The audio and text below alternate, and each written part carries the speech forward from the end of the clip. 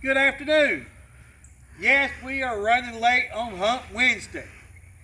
But for a lot of people don't know, this is rehearsal dinner night for Sarah and I.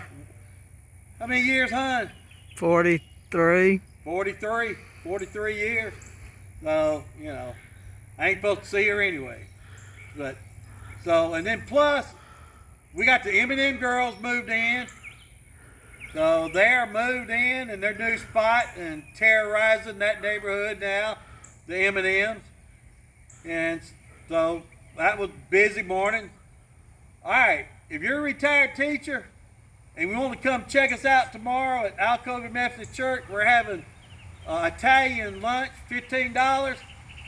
Come check us out.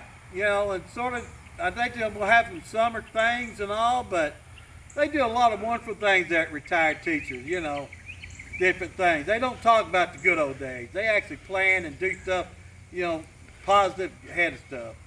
And if you want to have a great day, come Saturday to Alcovy Methodist Church. Come see what all we do. Have barbecue, hot dogs. You can bounce in a bouncy house, play a game of cornhole. It's a fun day, but come check us out.